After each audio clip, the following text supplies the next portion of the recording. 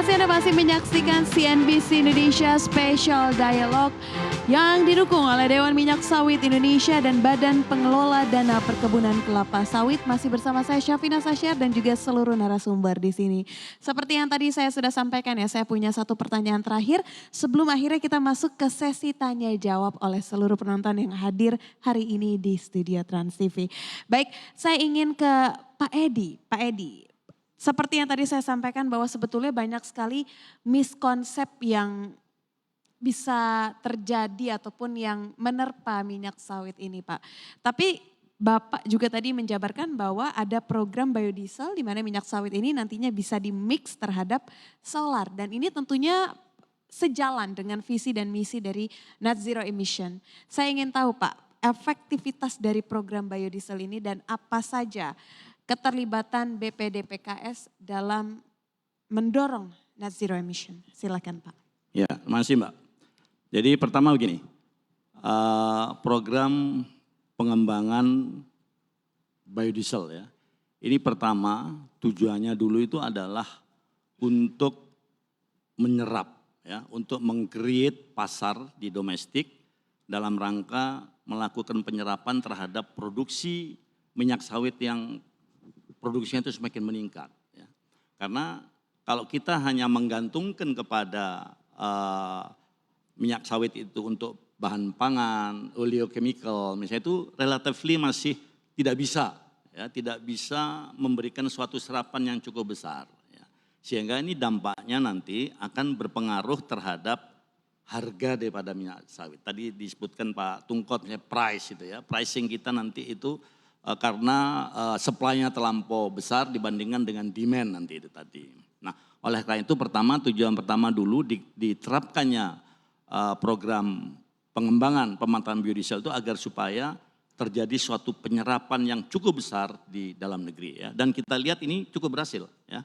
Kalau kita lihat perkembangannya secara gradual dulunya itu baru hanya istilahnya B5 ya, kemudian meningkat B15 menjadi B20, B30, sekarang B35. Artinya pemanfaatan minyak sawit sebagai bahan bakar nabati dalam bentuk biodiesel ini dari tahun ke tahun semakin meningkat ya. Jadi volumenya di tahun 2023 ini tadi target kita itu bisa mencapai 12 juta kiloliter ya, suatu serapan yang cukup besar. Itu yang pertama.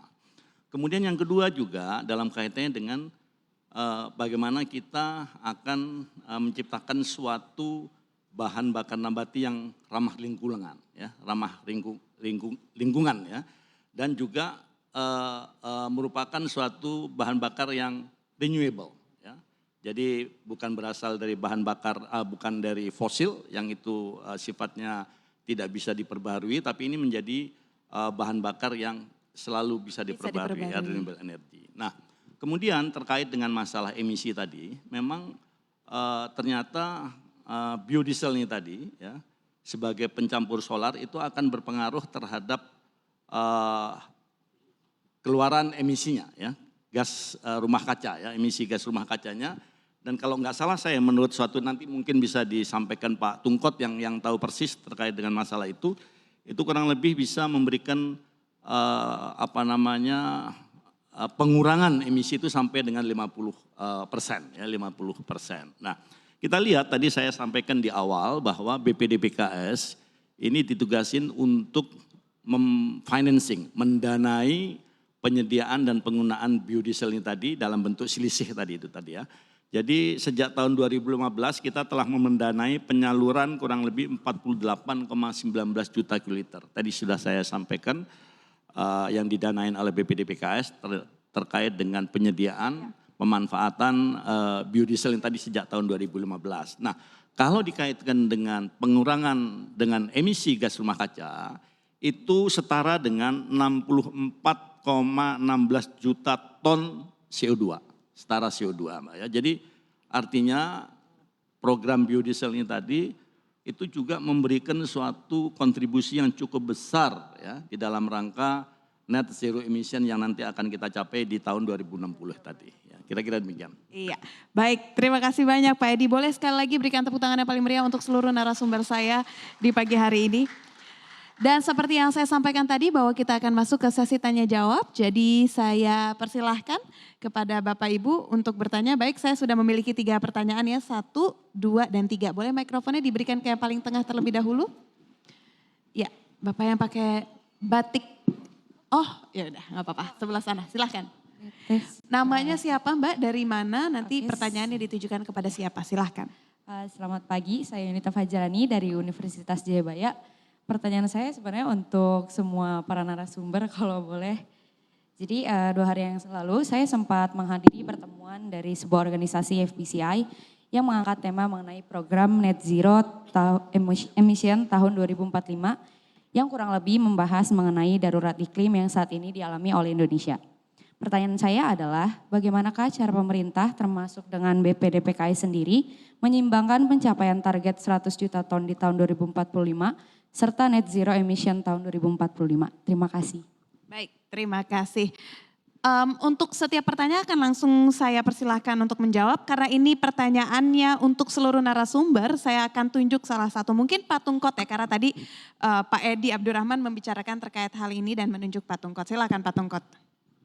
Baik, jadi memang salah satu komitmen kita di internasional itu adalah kita menjadi bagian daripada solusi untuk mencapai dunia net zero emission.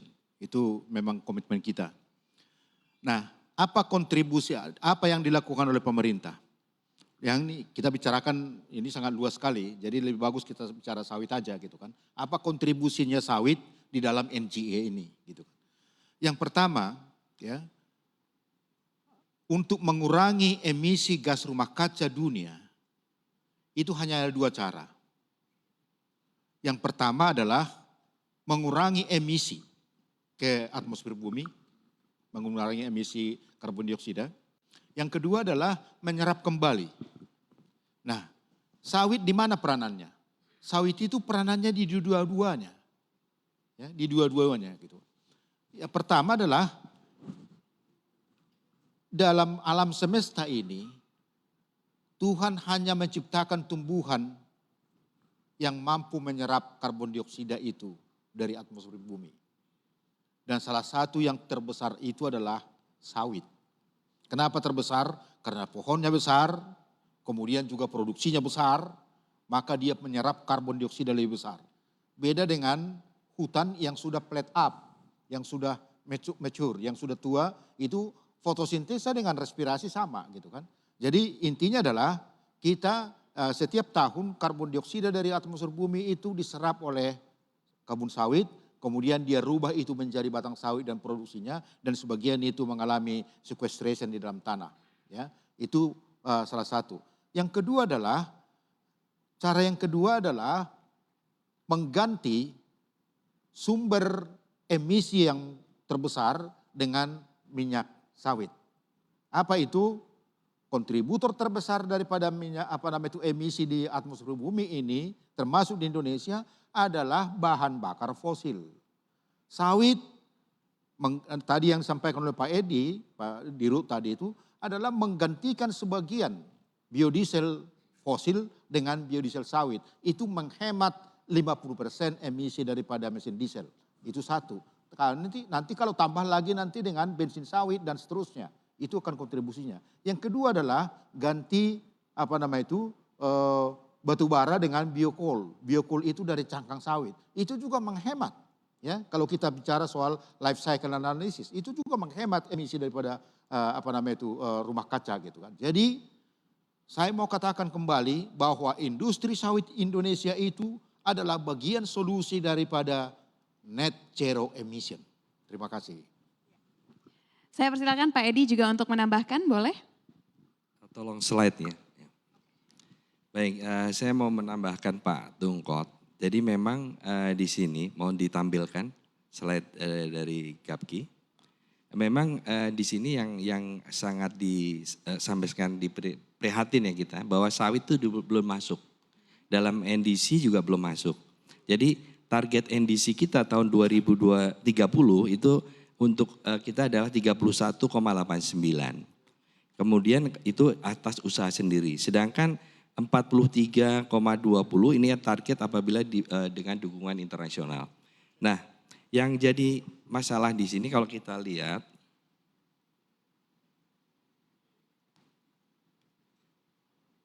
nah ini kan kelihatan bahwa tadi yang sampaikan Pak Tungkot, bahwa sawit itu bukan hanya mengeluarkan CO2 tetapi menyerap juga karena dia pohon. Sebenarnya sawit itu adalah tanaman hutan.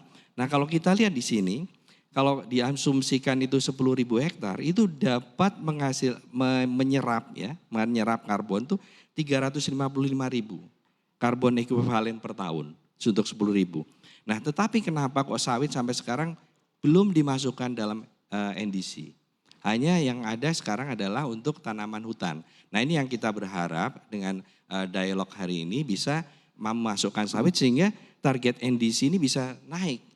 Nah itu, saya rasa itu tambahan dari saya. Terima kasih. Baik, terima kasih sudah dijawab. Mbak Yunita dari Pak Tungkot dan Pak Edi, terima kasih, semoga cukup. Saya pindah ke pertanyaan kedua, boleh Bapak nanti setelah Bapak saya pindah ke Bapak dulu ya. Nanti baru itu pertanyaan ketiga ke Bapak, sebelah kanan lagi silahkan. Dari mana dan institusinya, pertanyaannya ditujukan kepada siapa, silahkan Pak. Saya dari Ardi dari Samade, Asosiasi Petani Sawit. Ini pertanyaan pertama saya untuk BPDPKS. Karena BPDPKS itu tugasnya untuk industrialisasi sawit, saya mau tanya kira-kira riset-riset apa yang ada turunan dari kelapa sawit yang menjadi skala industri gitu. Riset-riset apa yang dilakukan oleh BPDPKS terhadap turunan-turunan kelapa sawit yang menjadi skala industri. Dan kedua, saya dulu pernah juga ikut kampanye sawit bersih. Kita ada bikin acara untuk berkomunikasi dengan masyarakat. Sawit itu tidak merusak hutan gitu ya. Karena beberapa daerah yang tadinya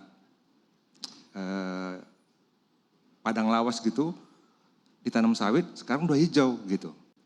Nah, makanya sekarang kalau Eropa bicara deforestasi, kenapa kita nggak bicara reboisasi oleh kelapa sawit? Nah gitu. Terima kasih. Pertanyaan kedua juga untuk Pak Edi ya Pak?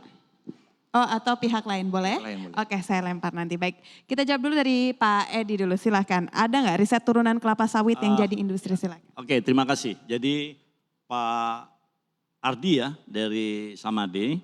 Jadi begini Pak, memang salah satu tugas dari PPDPKS itu adalah memberikan dukungan, khususnya dukungan pendanaan untuk pelaksanaan penelitian dan pengembangan, ya, research ya.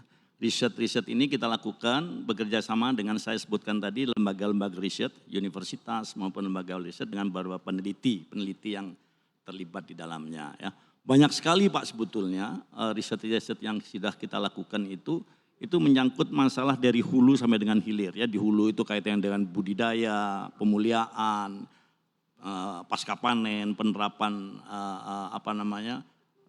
teknologi dan sebagainya. Nah, kemudian yang terkait dengan yang Bapak katakan tadi yang terkait dengan hilirisasi, ya, yang hilirisasi bagaimana sawit-sawit ini berdasarkan inovasi-inovasi melalui riset tadi itu bisa dihasilkan komoditas-komoditas hilir, ya, komoditas-komoditas hilir. Ini sebetulnya banyak sekali. Saya mungkin nggak bisa menyebutkan satu persatu di sini. Nanti bisa saya sampaikan daftarnya nanti kira-kira apa saja yang sudah komersial dan salah satu persyaratan dari BPDPKS sekarang ini bahwa pelaksanaan kegiatan riset ini tadi kepada para peneliti itu kita persyaratkan bahwa dia ini harus bisa sudah lanjut kepada tingkat komersialisasi. Ya Pak ya. Saya suatu ambil contoh yang paling simpel aja misalnya. Itu dari sawit bisa dibuat helm misalnya Pak. Helm itu komersial sekarang ini tadi. Bisa dibuat rompi tahan peluru Pak ya. Itu sudah bioplastik misalnya itu juga sudah komersial ya dan banyak lagi temuan-temuan inovasi-inovasi yang berasal dari hasil penelitian-penelitian ini tadi itu yang menghasilkan produk-produk hilir ya dari kelapa sawit ini tadi yang sudah dikomersialisasikan. Istilah Bapak tadi terkait dengan masalah industri ya. Nah, untuk itu BPDPKS bekerja sama dengan Asosiasi Inventor Indonesia ya. Itu kita pertemukan, Pak. Pertemukan para researcher ini tadi ya, yang peneliti-peneliti yang sudah melakukan penelitian ini tadi dengan industri langsung, ya, sehingga mereka bisa langsung bertemu begitu, dan timbul suatu kesepakatan nanti, ya, dari hasil riset ini tadi bisa dimanfaatkan oleh industri untuk dikomersialisasikan. Begitu Pak, terima kasih. Ya, baik, silahkan Pak Sahat boleh menambahkan atau mungkin juga bisa langsung menjawab pertanyaan yang kedua Pak, silahkan. Ya, dari Samade tadi karena saya juga pelaku langsung. Sekarang cara perhitungan untuk menentukan harga TBS itu masih terbatas kepada CPU, kernel dan cangkang. Tapi yang disampaikan oleh Pak Edi tadi, saya sedang mengembangkan teknologi penggunaan bracket dari tandan, sehingga nanti kita harapkan kalau ini sudah berjalan operasi, kita harapkan 2024 sudah bisa jalan, sehingga cangkang itu tidak perlu lagi dipakai di Indonesia untuk bahan bakar.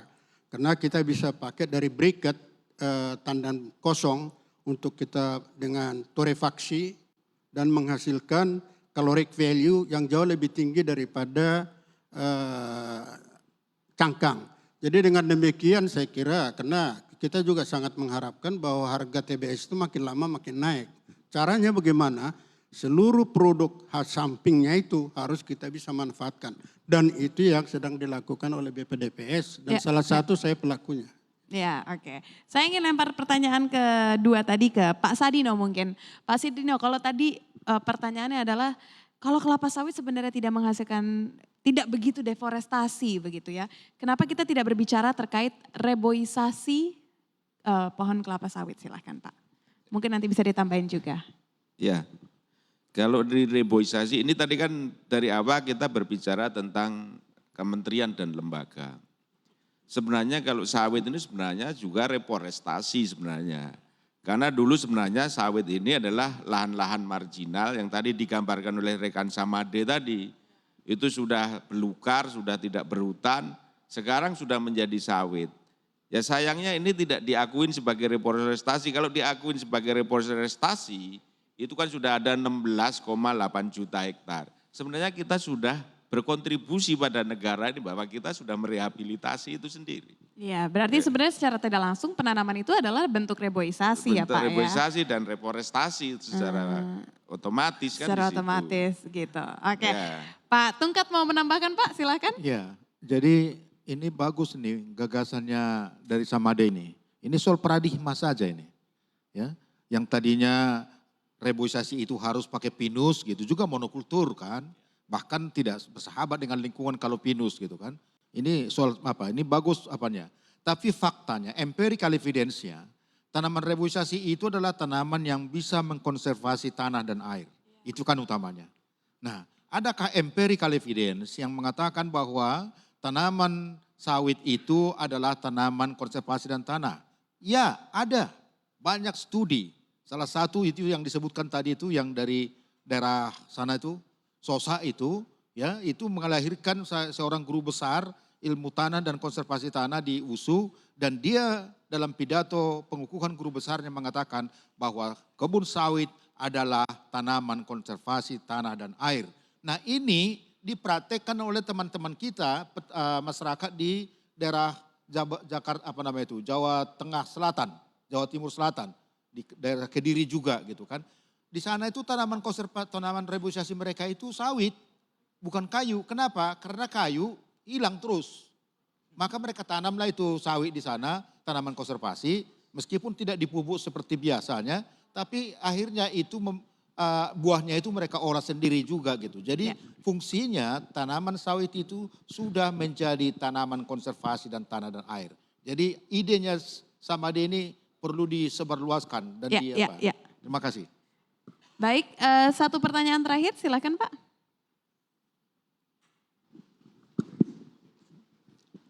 Selamat pagi Mbak Safrina. Perkenalkan saya Koyum Amri dari saat ini mewakili Asosiasi Petani Kelapa Sawit Indonesia. Dapat salam dari teman-teman 1 juta anggota petani Apkasindo di 22 provinsi.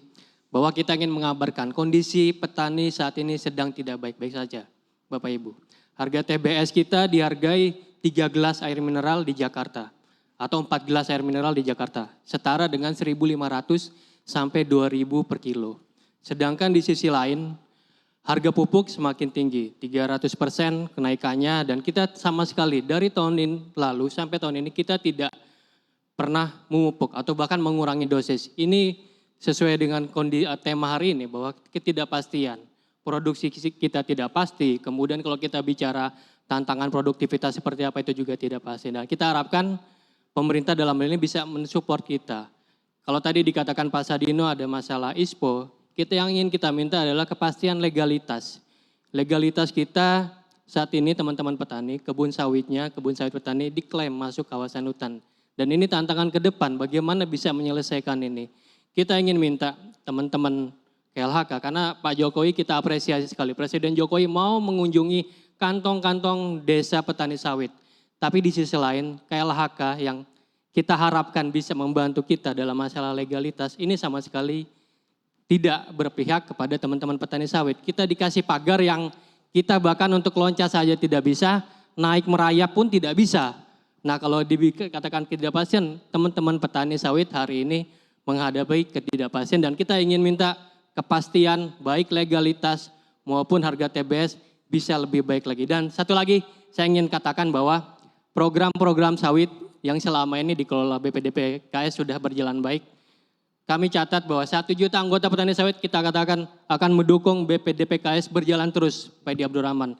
Jadi kalau ada pihak-pihak yang selama ini mengganggu, misalkan minta BPDPKS dibubarkan, 1 juta anggota petani kelapa sawit akan ada di depan untuk menjaga supaya badan ini berlanjut, bahkan bisa lebih naik lagi kelasnya, tadi menjadi Badan Komoditas Sawit Indonesia.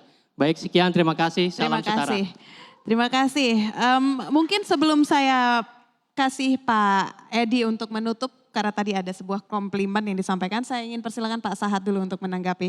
Harga TBS tidak baik-baik saja dan terkait legalitas, silahkan Pak. Ya, harga TBS demikian itu saya kira kita bisa perbaiki.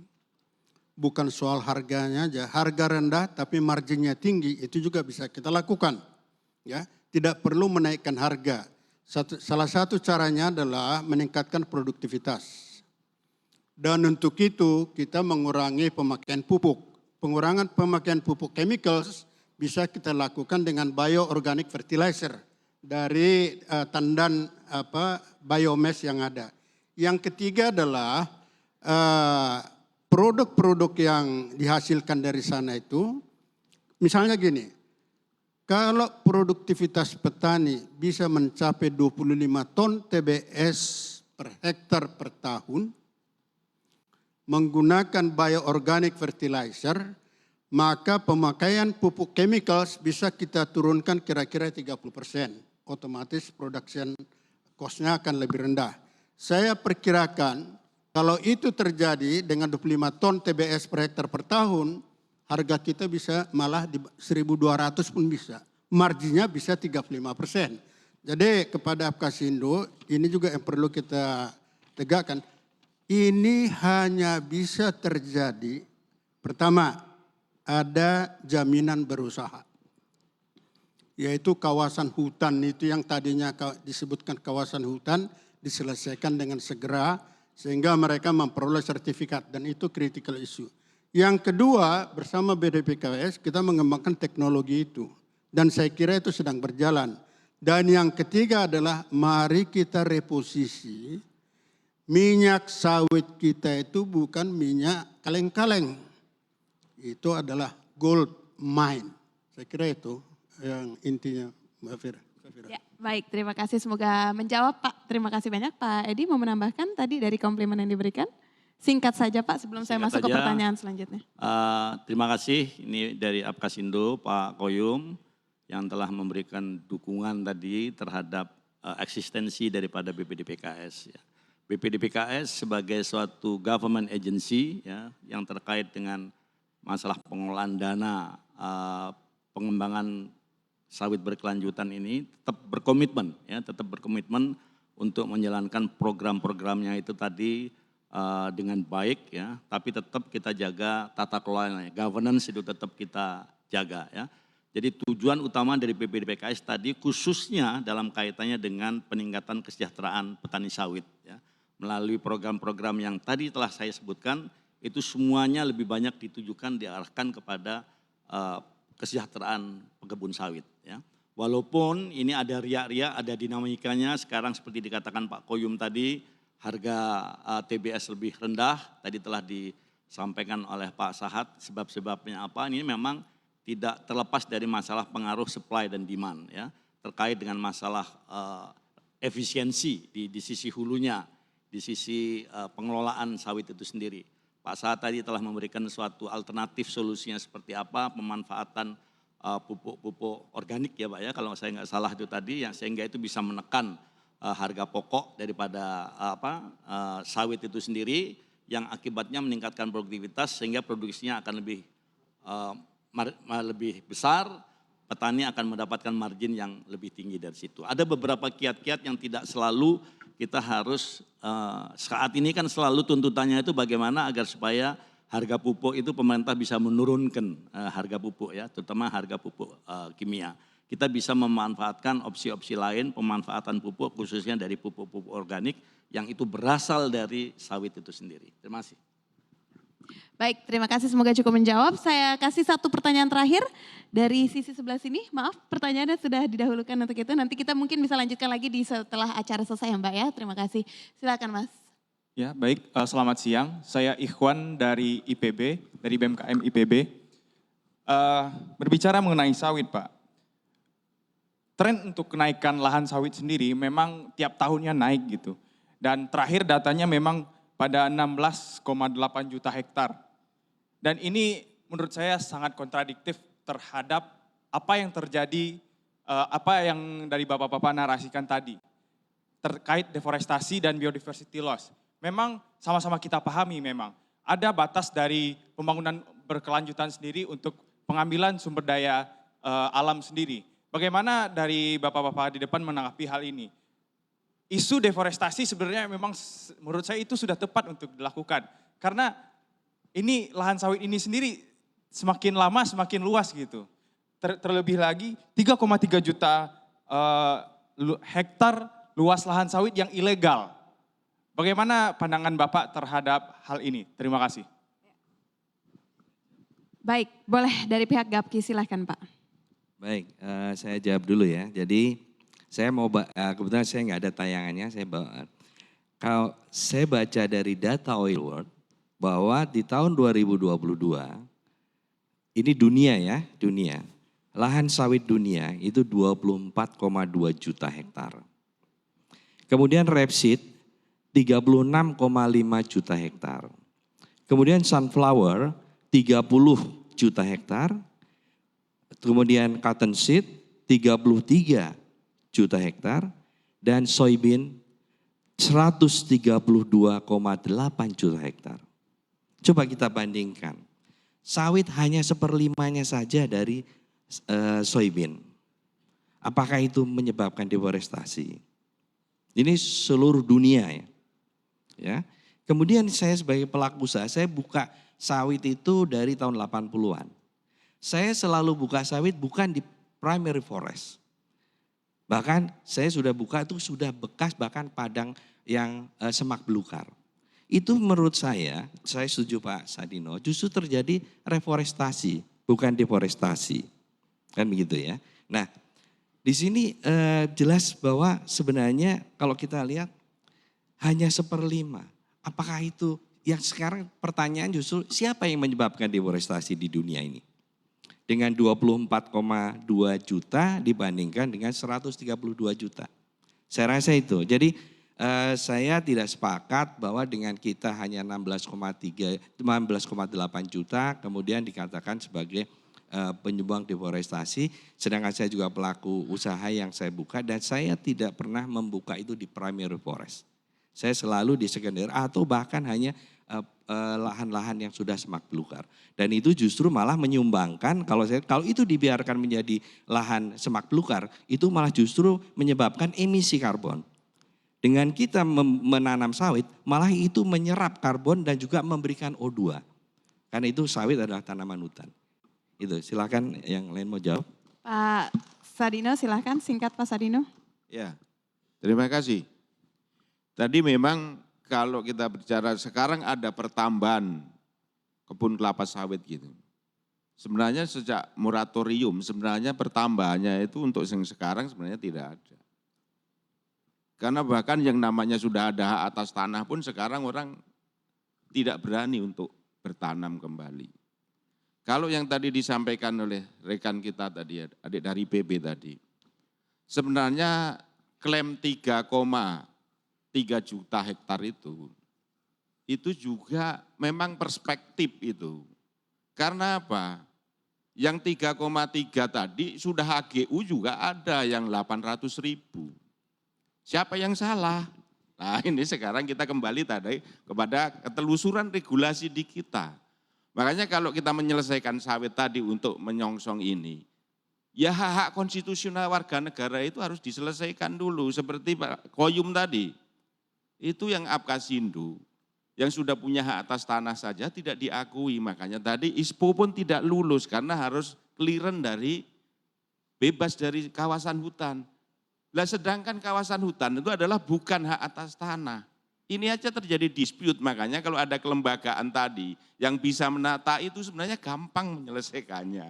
Nah itu tadi makanya saya mensupport kalau ada yang lembaga-lembaga gitu.